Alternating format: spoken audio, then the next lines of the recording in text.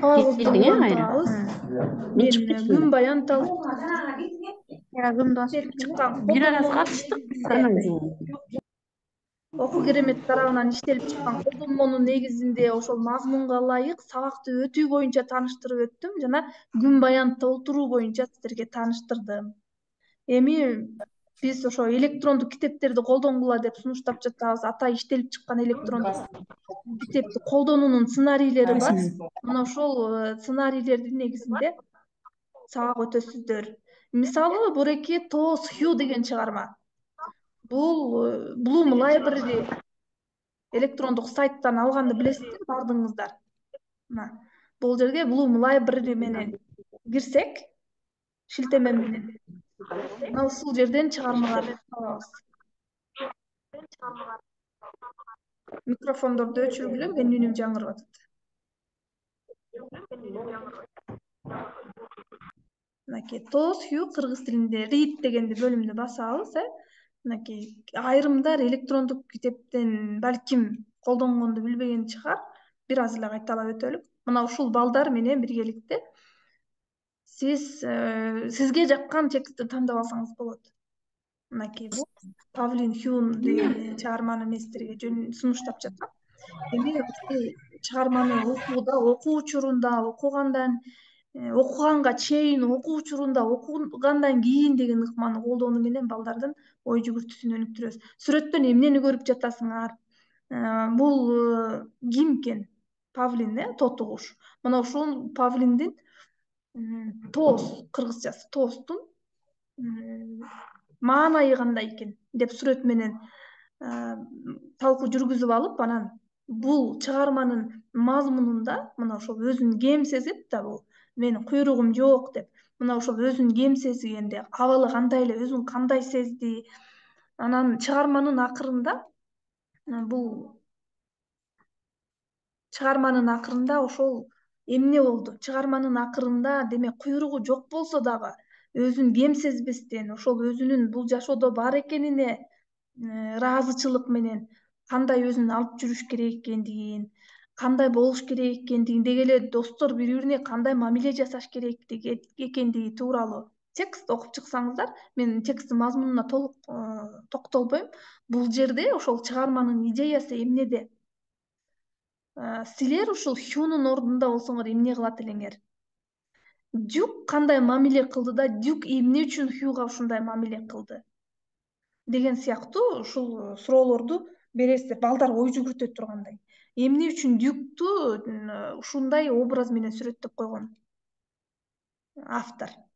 Эмне үчүн экөө урушту? Эмне үчүн Хьюнун куйруктары жок эле? Ал эми куйругу жок болгондо ошол кыйынчылыктан кандай чыгып кетти? Куйрук жасап алганда өзүн кандай сезди? Мына ошол бул чыгарманын идеясы эмнеде экендиги деп толук талкуу жүргүзүшүңүздөр керек да. Мына ушул чыгармада таасир калтыра турган, Хьюга жардам берген, дайым жанында жүргөн ким эле? Эмне үчүн жардам берди? Эмне үчүн? Бул чыгарма менен автор эмнени айткысы келип жатат? Мына ушул адам кандай болуш керек экен, мүнөзү кандай экен, Хью менен Сюнун ортосундагы мамиле, эмне үчүн Дюк дайым Хьюга каршы чыгып турду. Акырында бирок ошол Дю менен Хьюнун урушу эмнеге алып келди? Мына ушундай кечинде Хью отуруп алып эмне үчүн асманды карачу эле, эмне үчүн ыйлачу эле, эмнени көздөчү эле, эмнени самачу эле, максаты эмне эле? Мына ошол ой жүгүртүш керек да, чыгармага балдар өзүнүн оюн аналитикалык ой жүгүртүүгө үйрөтөбүз. Бул чыгарманы менен өзүңүздөр таанышып чыгыңыздар. Мына ошентип чыгарманын акырында ошол асманды карап, Хью Тоос көзчөлөрдүн курчоосунда жылдыздарды карап, өзүн бактылуу сезип катуу уйкуга кетти дейт. Буга чейин бактылуу сезчү беле Хью? Эмне үчүн сезчү эмес, эмне үчүн чыгарманын аягында бактылуу сезип калды? Демек, адам өзүн бактылуу сезиш үчүн эмне кылыш керек экен деген чыгарма. Бул Бул чыгарма балдар үчүн да, чоңдор үчүн да чоң ой жүгүртүүнү жарата турган чыгарма. Мына чыгарманын башында асманды, жылдызды карап эмне үчүн ыйлачу эле да, чыгарманын аягында эмне үчүн бактылуу сездир. Демек биз ар дайым өзүбүздү кандай болсок ошондой кабыл алууга үйрөтөбүз. Бул инклюзивдик билим берүүгө шартталган текст. Деги эле инклюзивдик билим берүү болбосо дагы ар кандай шарттарда, ар кандай үй бүлөдө тарбияланган балдардын мына ошол өзүн кандай болсо ошондой кабыл алууга, башка баланы дагы кандай болсо ошондой кабыл алууга, ынтымакка, достукка тарбиялоого көп маани жатат. Ошол текстти талдоодо кандай каармандар бар экен, окуя эмне болуп башталып эмне болуп аяктайт экен деп эле токтолбостон чыгармага терең анализ жүргүзгөнгө үйрөтүңүздөр. Кийинки эми жайкы лагерден сүрөт көрүнүп жатабы сиздерге? Жайкы лагерь деп чыктыбы? Мына былтыркы жайкы лагердеги биздин облустагы, биздин ошол райондордогу лагердин сүрөттөрү менен тааныштырып өтөйүн. Сиздерге кандай маанай, эмоцияга көңүл бөлүңүздөр. Балдардын жагымдуу, балдардын жүзүнө көңүл бөлүңүздөр. Мына ушул балдардын кандай шартта уюштурган, мынакей мектептин алдына балдар менен жайкы эс алуучу жагымдуу шарттардагы сон лагерди уюштурушкан. Мына карасаңыздар, мугалимдер, тарбиячылар менен биргеликте мынакей балдарга ыңгайлуу шартта бөлмөнүн ичинде, класстын ичинде, сыртта уюштурган, мына сонун иш чаралар уюштурулган. Былтыр сиздер да сүрөттөрдү тартып, сүрөткө эң мыкты эпизоддорду, мыкты иш чараларды жиберсеңиздер болот. Быйыл биз жайкы лагерди уюштуруунун сабактын сценарийинин сынагын жарыялаганбыз. Ошол сынакта биздин областтын мугалимдери жеңүүчү болду. Мына ошол сценарийди балким сиздердин араңыздарда дагы сонун чыгармаларды, ошол сценарийди жазган мугалимдер чыгат. Ошол сценарийди сиз өзүңүздүн чыгармачылыгыңыз менен да жазсаңыз болот. Мына ошол балдар менен эркин форматтагы жагымдуу шартта өткөрө турган лагердин сиздерге былтыркы лагердин сүрөттөрүн, үлгүсүн көрсөттүк. Мына ушул эми кандай суроолоруңуздар бар бизге? Эмнени түшүнгөн жоксуңар? Азыр мен микрофондоруңуздарды киргизейин. Суроолорду берсеңиздер болот эми. Нургүл жакшы болду. Абдан жакшы болду. Түшүндүк. Баарын жакшынакай кылып түшүнүктүү кылып айтып бердиңиздер. Эми колубузда сценарий китептер бар да, буюрса тиги USAID чыгарып берген сонун сценарий китептер бар. Ошону менен эле иштесек абдан жакшы иш болот. Анан өзүбүз дагы чыгармачылык менен көп нерселерди кошуп койсок болот да. Бул жерде баягы жакшы нерселер бар. Ошолордун баарын кошуп алсак болот. Буюрса иштейбиз. Анан Нургүл өлөсүндө канча күн, кандай болуп ошо күндөрү канча күнгө созулуш керек? Бир эле поток болобу? Ошондо түшүндүрүп койсоңуз. Ооба, бир поток 10 күнгө негизделген. Сценарий 2 жума болот да, 5 10 күнгө бир поток менен. Ооба. Ошондо кээ бирөө могу жерде жаңы иштеп аткан мектептер бар да. Анан ошолор быйыл иштеп аткандар, ошолорго да түшүнүктүү болсун. Ошол 10 күндүк, 5 күндөн болуп, ошолорду дагы кошуп алса болот, түзүп алса, ылайыкталганда ошого ылайыктайсыңар. 10 күнгө өткөрүлөт. Июнь айына саламатсыздарбы, урматтуу кесиптешиктер? Нургүл эже, саламатсызбы? Кечиресиз. Биз могу Имановдон, орус класстан деген 2 мугалимбиз да. Анан экөөбүз 2ге бөлүп алып, бир поток менен эле бүтүрсөк болот да, Балдардын саны канча болот ошондо сиздер? Буларды 2 группа, 56 2 группага бөлөсүздөр. Орус группа, кыргыз группа кылып. Ооба, экөөңөр бир группадан иштесеңиздер туура болот го, эжей. Орус группага 25 бала алып. Суроолорду бериңиздер азыр. Саламатсыздарбы? Бул ушул жайкы лагердинчи планы барбы? Даяр. Ооба, планы бар. Сценарий бар. Толук иштелип чыккан план бар. Ар бир күндүн сценарийи бар. Деген кепканага барсаңыздар, мен азыр жанымда жок болуп атат. Көрсөтөт элем. Даяр. Кеби бар. Мерим. Саламатсызбы? Жакшы. ошол лагерге деген бизди кошуптур да анан ошо буга чейин өткөрүлбөгөндүктөн кичине маалыматым жок болуп атат да жана да жакшы уга албай калдым. Анда китепканада болсо жакшы экен ошол жерден алып Китепканада окуу жана эсеп лагеринин сценарийлери деген жалпагынан болгон брошюра сыяктуу мондай китеп бар да. Мондай калың китеп бар. Монекинде болгон калың, так ушундай калың китеп бар. Ошондо экен алсаңар ошол жакта бардыгы бар. Ар бир күндүкү бар. Саламатсызбы Нургүлже? Ар бир мектепке берилди беле ошол. Ооба, ар бир мектепке берилген. Ар бир мектепке берилген. Максаттуу мектептердин ар бирине берилген. Мен өз колум менен Түптүн мектептеринин баарына таратып бергем. Мындай четинде темири бар четинде. Нургүлже бир жумада канча күн окуп калабыз? 5 күн окуйсуздар. 29 майда баштасаңыздар, 10 июнга чейин аяктасаңыздар болот. Бирок ошондой баардыктан башташыбыз керек же, Нургүлже? 29 майда менен. Ооба. Ошондо окуучуларды канчанчы класстардан үйдө тандаш келип окушат? Бирден 4 биринчи класстан 4 класска чейин каалаган окуучуларды тандайсыздар группага. Бирок ошол балдар лагерге баргысы келет экен да.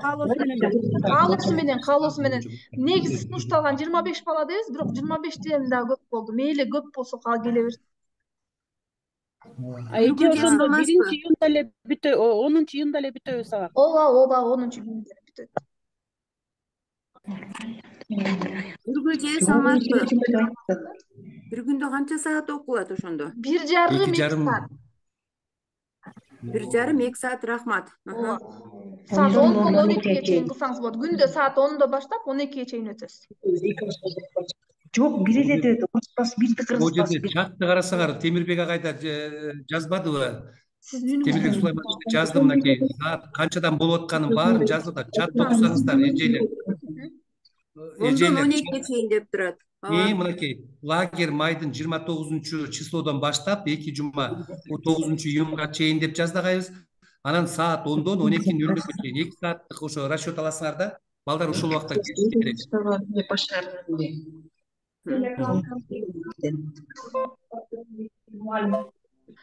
Анан отпуска учуру боюнча Ошондо 50 балдарды 2 группага бөлөп турбайсызбы? Ооба, 2 группага бөлөсүздөр балдардын санына. Ошондо отпускада сурач элеңиздер, урматтуу эжейлер. Лагерде иштеген мугалимдер жумушка кечирээк чыгасыздар августта. Жок, бизде азыр эле Нургүлдөлөсүн азыр эле ошол болду. Бизде деген директор менен ошол маселени да карадык. Отпускага кайсы убакта чыгабыз, кандай болот баарын айтып кеткенин. Ошо где-то тиги июндун 15-теринен баштап поток менен чыкмай болушту да отпускага. Баардыгын бирби, Ondan keyin иштеп анан ошол убакта чыгат отпускага. Мурда биринен чыкчу эмес белеңиздер. Хорошо анда, ооба. 10 июндан баштап чыкмай болду. Карачы, Нургүл. Саламатсызбы? Мен де Байыс мектебинен окуябыз аз да. 1-4 класс эле бирден эле класспыз, анан бир эле класс лагерь болот да, эже. Ооба. Канча бала дейсиз группаңызда? 2 группада, 2 групп. 4 мугалим иштейт, 2 группа. Ар бир группада 2 мугалим иштейт. Ошондо 2 группа болот силерде. 50 окуучу. Хотя бы 40 окуучу. Хотя бы 40 окуучу болсо, ошондо 2 группа 20-25тен андан ашык болсо эле болот да, Ар бир мектепке 2 группа деп бөлүнгөн, констабар да ошондой бөлүнгөн. Ооба, констабарлар убагында бая күнү келди. Прям жеткирип келип кетишти, рахмат. Сону болду. Ар бир мектепке бир констабарлардын баарын алып келип коробкасы менен тапшырып кетишти. Келди, баары келишти. Ошону 2 группага бөлөсүздөр. Бир группаны алып барууда 2 мугалим болуп атпайбы? Анан ошол 2 мугалим тең экөөбүз тең разработкасын жазышыбыз керек. Чогуу түзөсүздөр, чогуу биргелешип түзөсүздөр. Ошол экен. Андан башка да келип кетти. Мен үнүм угулбай жатпа, сиз интернет начар болушу мүмкүн. Үнүм угулуп жатат. Жооп берген жокпу? Кайсы суроону бердиңиздер? Чөтө жооп берген жоксуздар деп жооп күтүп атасыздар. Кайсы сурооңуздар жоопсуз калып калды? Ошону айтып койсоңуздар кайра. Саңаштарбы? Жантан үнүңөр угулбай атты да. Канчасында башталат дедиңби? 29 майда. Майда. 29 май. Чоң рахмат.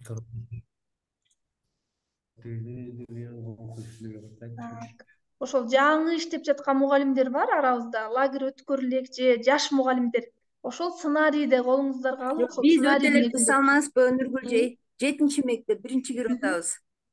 7 мектеп биринчи кирип атабыз. Ооба, ооба. Ошол жаңы кирип аткан мектептер баардык максаттуу мектептерге ушу жайкы окуу жана эсеп лагерин өткөрүү боюнча сонун сценарий келген. Ар бир китепканада бар. Ошону алып эле ошол жердеги сценарийди алсаңыздар, ар бир саатына чейин бөлүнүп турат. Балдар менен кандай иштеп турасыздар. Ошого да көңүл буруп койсоңуздар, бүгүндөн баштап, мына эртеңден баштап ошол сценарийдерди карап көрсөңүздөр китептерди. Эртең биздин библиотекада баары бар дедиңиздер, анда эртең Баардык максаттуу мектептердин китепканаларына мен азыр көрсөтө албай атам, көрсөтөт элем, мына так эле могу сыяктуу болгон калың китеп да, мына могу сыяктуу буягында. Сыртында окуу лагерь деп жазылганбы, агай? Ооба, ошондой. Ооба, былтыр окугам. Ушундай. Библиотекада бар бизде. Бар, билебиз. Анан ошондо баардык күнү эмне кылыш керек? Морекинде китеп, ондай атайын көрүлдү. Агай көрсөтүп атпайбы, мына Темирбек Сулайманович көрсөтүп атпайбы? Так ушундай Биздин китеп. библиотекада бар, ооба. 7 мектепте бар, ооба. Рахмат агай анда. Ар бир мектепте бар. Ошондо эки мугалим биригип бир эле план жазат экенбиз. Ооба, ошондой. Пландар даяр уже. Ошол план менен иштей берсеңиз болот. Бирок албетте жазабыз, бирок план жазабыз. Рахмат. Рахмат агай анда.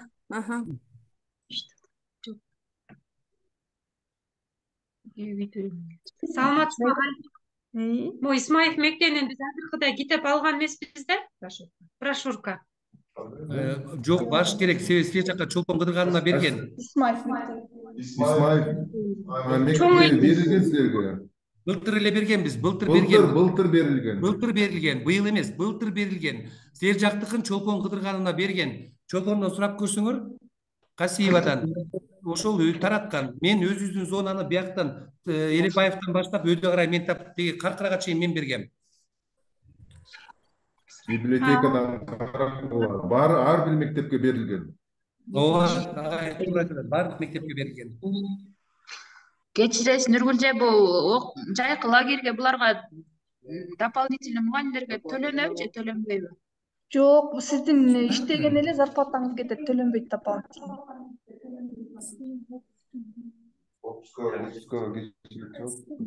Жок, бар.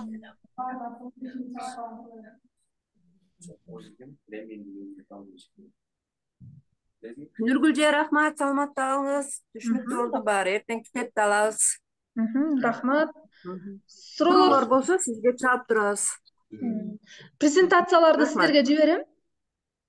Бүгүнкү өткөн. Анан видео записти жиберем дагы. Кечээ дагы видео запись жөнөткөм. Ошону көрүңүздөр. Бүгүнкү суракты да көрүңүздөр. Видео запистерди жөнөттүм. Дагы эмне түшүнбөй калсаңыздар, видео запистен көрсөңүздөр. Көчө күнү бүгүн да жиберип коесуңарбы? Бүгүн группага жаңы эле кирдик. Ооба, кечээкини анан бүгүнкү күнү да жиберем. Бүгүнкү сабакты да, азыркы сабакты да жиберем. Мектептердин баардыгына келген. Чоң рахмат, эми саламатта болуңуздар. Кандай суроолор болсо да кайрылыңыздар. Суроолорго дайым жооп берип турабыз. Макул, кайрылабыз. Ийгилик ишиңиздерге. Макул. Рахмат. Лагерди жакшы өткөрөт. Өз деңгээлинде өткөрөт деп ишенебиз. Ийгилик. Буюрса. Буюрса жакшы болот. Көңүл бөлгөнүңүздөр үчүн терең 10 майга чейин баардык мектептерге барабыз, көрөбүз кандай өтүп атасыңар. Июнга чейинби агай? 10-июнга чейин. 10-июнга чейин баардык мектепке барып кетебиз. Ооба.